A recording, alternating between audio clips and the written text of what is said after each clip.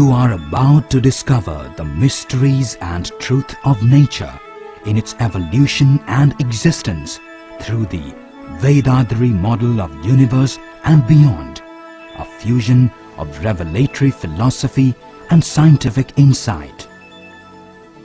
According to this model, the absolute space is self-compressive, surrounding pressure.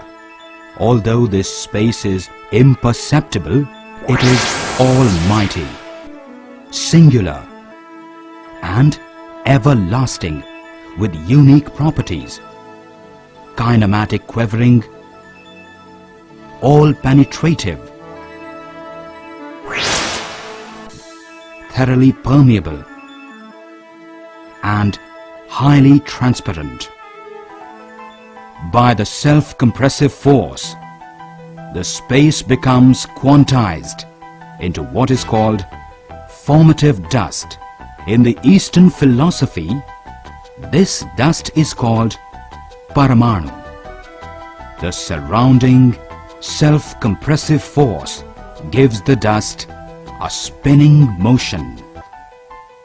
As innumerable formative dust are forced together into a group by the self-compression, they form the infinitesimal fundamental energy particle.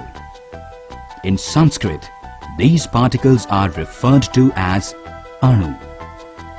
By the spinning of its constituent, the dust, and the surrounding self-compressive force, this fundamental particle is made to spin constantly. By the constantly exerted surrounding pressure of the space, the spinning speed of dust in a fundamental particle increases, and thereby the dust gets more and more magnetized. Some dust in the particle becomes so highly magnetized that they are having more repulsion and are constantly thrown out from the particle as a repulsive force. The constant emission of these magnetized dust results in the gradual dissolution of the energy particle over time. These ejected dust are the repulsive magnetic waves which form the all-powerful link between everything, everywhere. So, the key point of the Vedadari model of universe and beyond is: the whole universe is nothing but repulsive force and its fluctuations. In the space, many such energy particles are being constantly produced. Due to the surrounding self-compressive force, these energy particles are forced to come near each other. But due to their generated repulsive force, they repel each other. This means that no two particles can ever come close enough to touch each other. But how do particles associate to form elements? Over a period of time, the speed of an energy particle gets reduced because of the constant compressive force of the space, and it comes nearer to another energy particle. At some point, the faster moving particle starts orbiting the slower moving particle. This is the first formation of an element, hydrogen. The physical structure of an atom is formed by electrons orbiting the nucleus. Depending on the number of particles in the structure, the different elements are formed. These elements, in turn, combine to become compounds.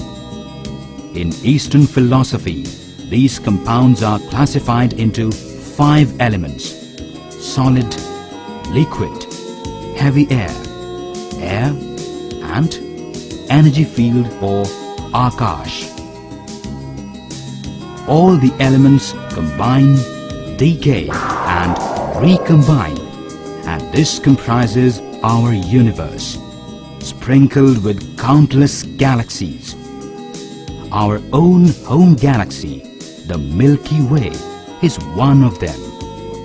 The Milky Way galaxy consists of billions of stars. One of its stars is our Sun, which has the 9 planets orbiting and forming the solar system. Earth is one of the planets in our solar system. Everything we observe on Earth is varying combinations of the elements. When it happens that these elements are in an appropriate proportion, a circulation of free particles generating an electromagnetic field may begin within a small area. This is the origin of the most basic life form. Of course, life begins with the simplest of forms and has taken millions of years to evolve and mutate into the forms we see around us today. In fact, life may arise anywhere in the universe given such appropriate conditions. Now, let us return for a moment to study the energy particles, the elements and their waves some more. Within every element, the waves emanating from the energy particles come into friction with the powerful surrounding compression of the space and are thus annihilated as they are transformed into perceptible phenomena.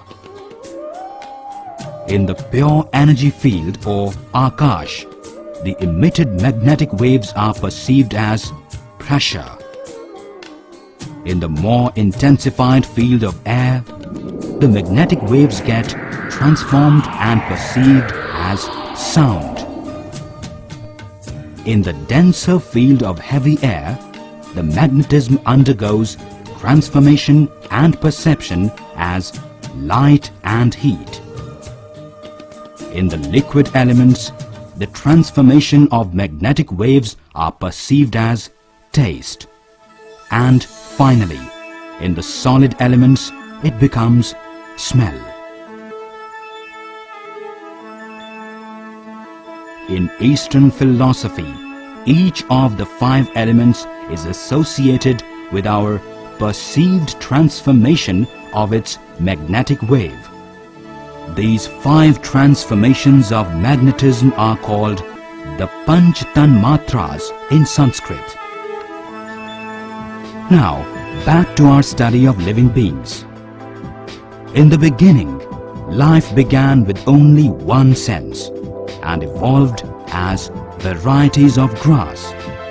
Here, the 5 elements, with a unifying, perpetuated magnetic circuit, have become a living being with one sense, touch, that is, perception of pressure. The next step in the transformation process is the emergence of the creatures with 2 senses, touch and taste. Then emerged the insects and other creatures with the additional sense of smell, the 3rd sense. The reptiles have 4 senses, touch, taste, smell and sight, but no faculty of hearing. The animals that have the sense of hearing along with the other senses are called 5-sensed.